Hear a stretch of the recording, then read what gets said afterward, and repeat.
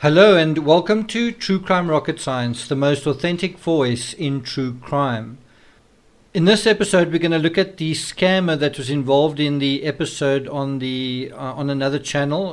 The video has since been taken down, but what I want to do is first of all talk about some of my reservations when the interview was kind of being conducted. I was going to do kind of an extended analysis of it. So I want to go into that, but I also want to go into the other side of it, which is our responsibility as the true crime community and as people who by now should be, we shouldn't easily have the wool pulled over our eyes, right? And when I say that, I'm including myself, I'm including all of us, I don't want to point fingers, I want to say, let's be smart about this, right? Let's ask ourselves, does that make sense? And so that is what we're going to look at in this episode. Once again, I did want to deal with Chris Watts's psychology in this episode, but I feel like it's probably more important to deal with this aspect. So I'll get to that in the next episode on Chris Watts. Once again, if you haven't subscribed yet to this channel, please do. You can click on the icon on the bottom right, like, share, leave a comment, and let's get started. So I think it's a good opportunity here for some introspection and just pointing out that this quote-unquote Anadarko worker, he told us what he thought we wanted to hear. In other words, he's kind of a lot like Chris Watts.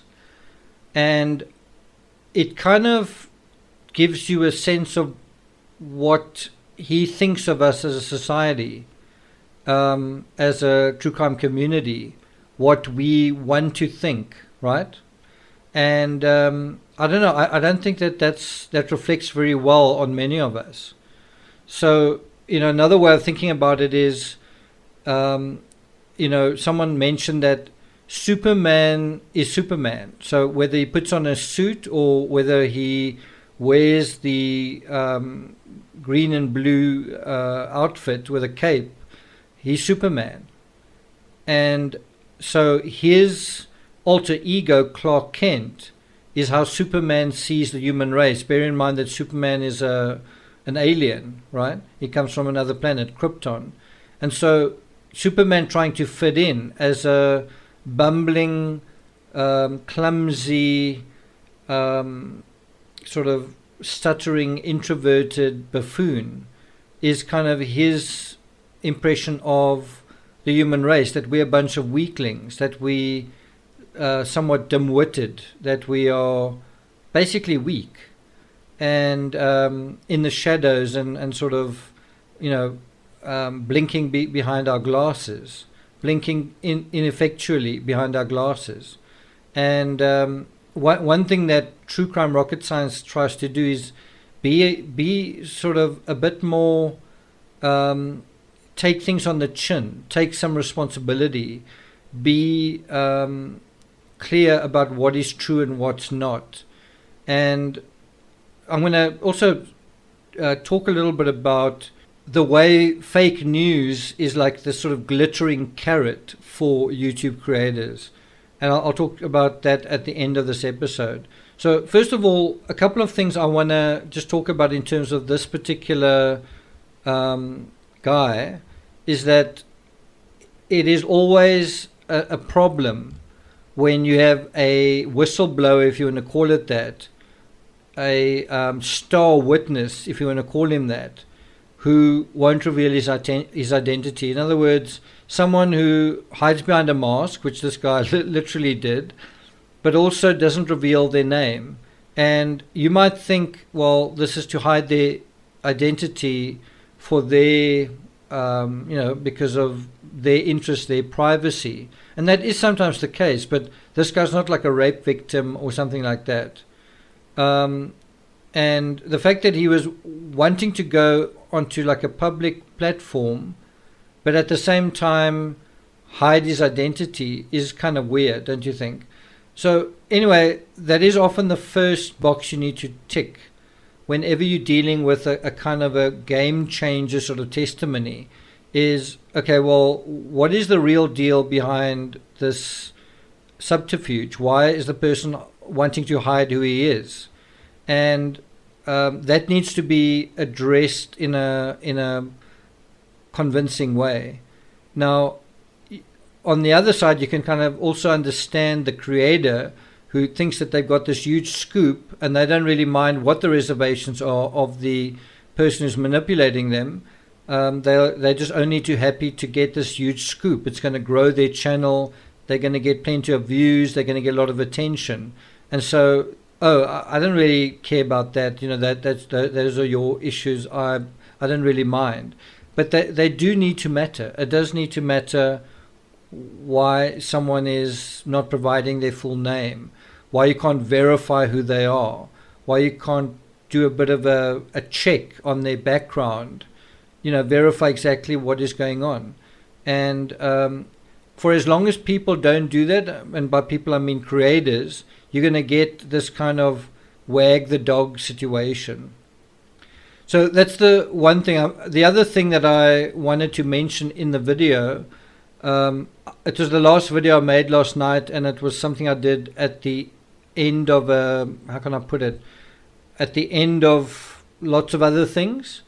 But the one thing I wanted to mention in that video that I didn't mention was there's a point during the interview where he kind of says, something like, someone, I think, asked him to stop talking on the phone or something like that. Someone sort of comes up to him and seems to request him to stop talking on the phone. I don't know if it was bothering people around him or what the case was.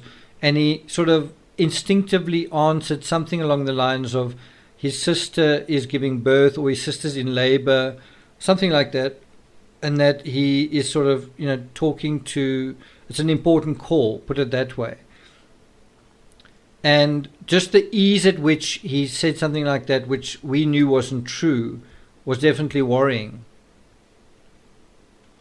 And then beyond all of that stuff, there's also the common sense test, which is basically this guy, from what he was saying, just seemed like a critical witness. I mean, if someone at Anadarko was sort of suspecting Nicole Kessinger in a legitimate way, like had strong reason to believe she was involved, you can bet your bottom dollar that would have made it into the discovery.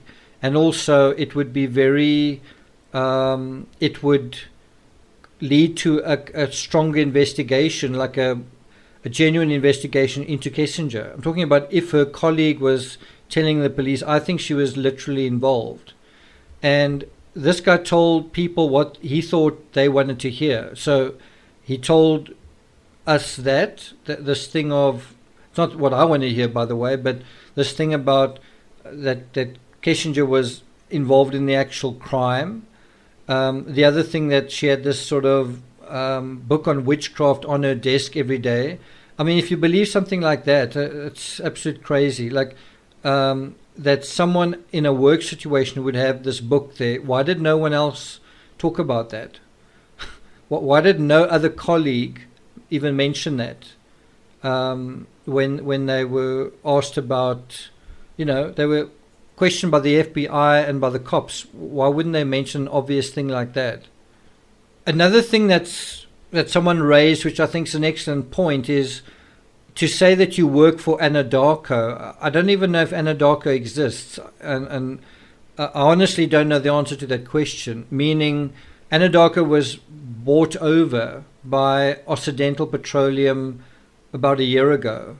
So I honestly don't know whether Anadarko is still operating as a company called Anadarko, whether the sort of branches still operate under their own names. Maybe some of you can answer that who are in Colorado right now. I don't know, but I would presume not. I know I know in the city that I live, a certain company took over our gym, and then they quickly did away with the the X insignia and branding of the previous gym, and it's just very bad business to run a certain company using the old branding.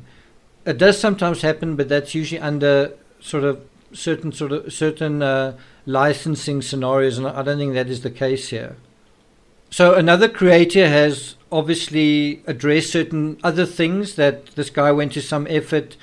I think photoshopping Shanann Watts' face and all this kind of thing. But I want to just take it a level or two further. And so the one thing I want to just talk about is I've just watched The Ripper on Netflix. It's really worth watching. It's something you can actually watch in maybe 2 sittings. It's, I think, 4 episodes long. But what is fascinating in that, and if you want to watch it, I'm going to reveal a spoiler, not a huge spoiler, but a spoiler nevertheless. If you really want to watch it, then you might not want to listen to the next 5 minutes. I'm going to continue now. So maybe you want to push the slider on about 5 minutes from here. Okay, I'm giving you your last chance. Okay, so in The Ripper, the search for this unknown serial killer gets fatally derailed, literally fatally derailed, for several years because someone sends in a recording saying, I'm the Ripper, and letters and so on, and the police then just accept that at face value, and they then discount all the other evidence they're getting, including from previous victims, including from actual eyewitnesses, because they now understand that the accent of the Yorkshire Ripper is a Geordie, is he's got a certain kind of English accent, and so as soon as they find a suspect who doesn't have that accent, then he's instantly dismissed. And the police had actually found the actual suspect and had kind of questioned him. And when the cop was asked, well, did this guy have a Geordie accent? And he said no. He said his commander hit the roof with expletives and was really, really upset. But what this shows is even in the 70s, before the advent of the internet, before mass media, before the mainstream media, before social media, before fake news, you had situations where people would prey on people's perceptions, prey on people's fears to some extent. So you had a guy who wasn't at all associated with the criminal in this case, and he was now this fake guy, this scammer. He was sending tapes and letters to the police and pretending to be the guy. And because the police were starting to address the Ripper directly in the newspaper and on television, asking him to come forward, asking him to turn himself in, also kind of acknowledging that they had made virtually no progress in 4 years. And so at this time that they were grasping at straws, this guy handed them exactly what they sort of wanted. And because they wanted it so badly, they just accepted it. And one thing that I think is not mentioned in that documentary that should really be addressed is they should have found this guy, the scammer. And, in a way, he was kind of an accessory to murder himself. He was indirectly responsible for sending the investigation down the wrong way for a long time. And as a result, the body count was even higher. So all I want to kind of compare that to is we kind of in the same place now. As creators, the volume of information about the Watts case has now dropped. The sort of momentum following the Netflix documentary has subsided, and a lot of the people close to the case aren't saying anything. So Nicole Kessinger is absolutely saying nothing. There's a little blip from some people that could have been her relatives. We don't know. We don't know for sure. There was also the Lindstroms who spoke on the anniversary. And then someone like Nicole Atkinson, bless her, doesn't want to talk about it and basically just refers you to the discovery. So anyway, the result is that you have a lot of people hungry for their next fix or hungry for news on the Watts case, and there isn't really any now. Nothing's really happening, and the whole thing with the 35C, I can tell you, is not going to go anywhere. He's not going to win an appeal. So other creators want you to believe that there's a hope for that, and there's a chance of that, and the story continues, and the investigation is going on. It's not. The Watts case, for all intents and purposes, is over. And so for somebody very close to the thing to come out is like a creator's wet dream. If that's all you care about, if all you care about is views and money and whatnot. And I can tell you, just from my perspective, when I posted the short little video I did, I actually thought it would be better to put Anadarko co-worker in inverted commas.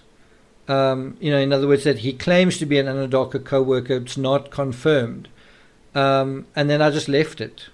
And I can tell you now the views on that particular video, certainly from my side, and that was kind of after another creator had put up her content. It's a very much steeper curve than, let's say, anything I've been putting up on John Bonet, which is research that requires effort and research, and it just requires focus and concentration. And you have something that is sort of lands in your lap. It's not true, but you get you get the benefits from it. And I'm just saying that is how creators are incentivized to spread fake news, even though it's probably fake or they know it's fake. Well, there's a lot more in it than doing the other thing, which is digging around and for things that aren't even that particularly that interesting. And so telling people what they want to hear is a sort of a cynical way to get what you want. But it's deceit. It's lying. It's just as bad as Chris Watts. And I want you guys as the public, as the true crime community, just to kind of be on your guard with that and be sort of, don't be taken in, don't be duped, don't be part of the majority that are always duped by this kind of thing. Just another thing in the Ripper case is he was elevated to this sort of monster and he was called the Ripper. And because of that whole artificial fiction, because of that artifice, he was so hard to catch because he just wasn't an ordinary person.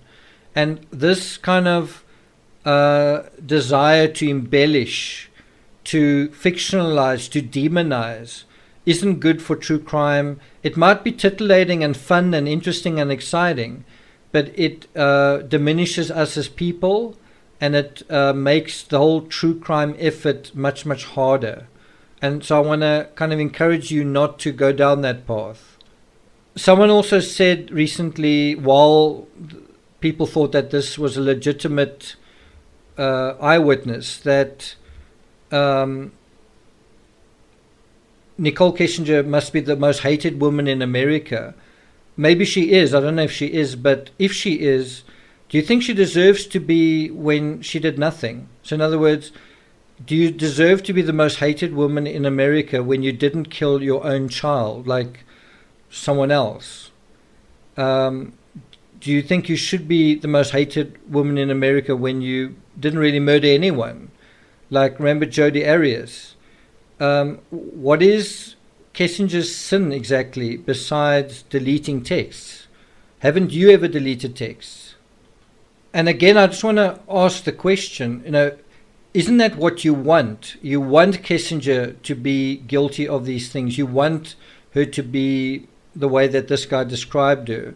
You want her to be so that it gives you the sense that, I don't know, either that you are better than her or that she's even worse than you thought. But isn't it because you actually want that? And then the question is, what does that say about you? What does that say about us? Because at the end of the day, Chris Watts committed this crime, and he deserves our contempt. Nobody else. Kissinger wasn't completely innocent, but the one person who deserves to be where he is Chris Watts. And I know there are a lot of defenders of Shanann Watts saying that, there's victim blaming going on. My question just is it okay to victim blame Kissinger? Except this is worse. It's just blaming her. It's not victim blaming her, it's just blaming her. Just a couple of other things to point out. I'm not sure if I pointed it out in the video, but I did find it a bit strange that this guy was saying he lived in Steeple Rock Drive. So in other words, was he also living beyond his means? Because another oil worker actually below Chris Watts, that was the impression I had, either below or equal to him, meant that he probably couldn't afford his house either if it was kind of in the neighborhood.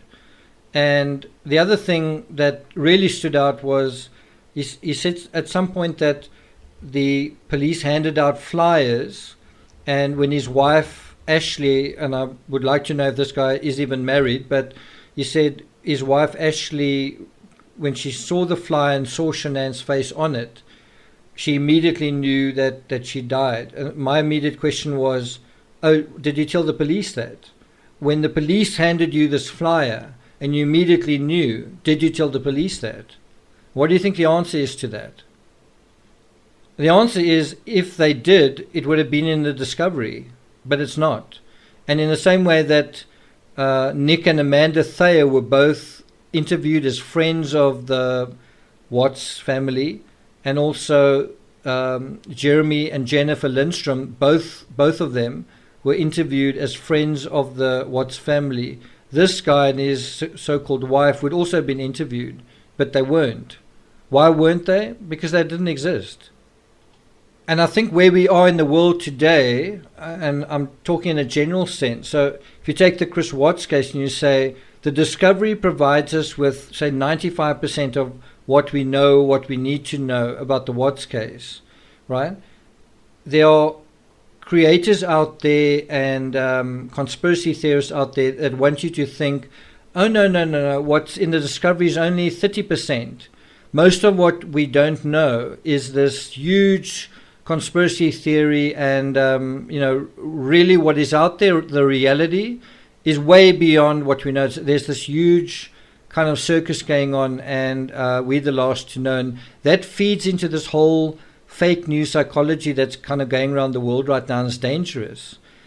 Instead, we should trust the discovery and say, yes, what is in the discovery is basically a good summation of what we know, what the police know, what the police truly believe, what the FBI know and what they believe, what the CBI know and what they believe, what the district attorney knows and what they believe, what happened to the people close to the case like Nicole Atkinson, and that is the best explanation, not absolutely complete explanation, but 5% that is missing from that isn't 40 or 50 or 60% of, there's this whole big other story hidden in a line on the driveway, and out of that you can kind of conjure sort of a whole gang of co-conspirators.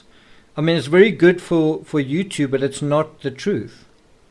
And if you're honest about the Watts case, you've got to say that this is starting to happen, that there's a lot of people who are preying on people's sort of almost, what can you call it, tabloid tendencies, this sort of need to be titillated with things that probably aren't true, but do you really care? And I think we do need to care. I think we do need to have a no-nonsense approach and say, hang on, this doesn't sound right, and it sounds like he's BSing me, right? And that's exactly what happened here. For me, the value of the Watts case is it teaches us how to interrogate reality. So the Watts case is like this. The Watts case really, someone described it as the biggest unsolved case this century. What nonsense. They caught the guy, the case is closed, it was closed in record time. For me, the value of the Watts case isn't it's not so much like what really happened. For me, the value is almost looking at how we have responded to it, how we have projected ourselves into it, how the Watts case shows what is happening to us in society, how the Watts case shows how we lie to one another, how we deceive one another, how we can't ever tell the one full whole truth and then walk away from it, how we are also caught up in appearances, how social media runs away with a narrative that's self-sustaining but not true, and how all of this sort of comes together to create a social dilemma that isn't good for us. It's not good for us in terms of our psychology, our happiness, our personal relationships, our effectiveness in the world, our effectiveness as people, to become like this. And that is what needs to stop. And how it stops is by telling the truth, by being authentic, by being able to discern what is true and what isn't, by telling the difference between lies and not lies. And one of the ironies for me, looking at some of these creators, is it's all about, wow, I caught him out there. Did you see how there he lied? Did you notice that? And so they are pointing the fingers all the time to that kind of thing. And yet, to some extent, they are guilty themselves of deceit, manipulating, telling you what you want to hear and all that kind of thing. Does that make sense? I hope it does. Thank you for listening. If you haven't subscribed to the most authentic voice in true crime, please do. Like, share, leave a comment, and I'll see you guys next time.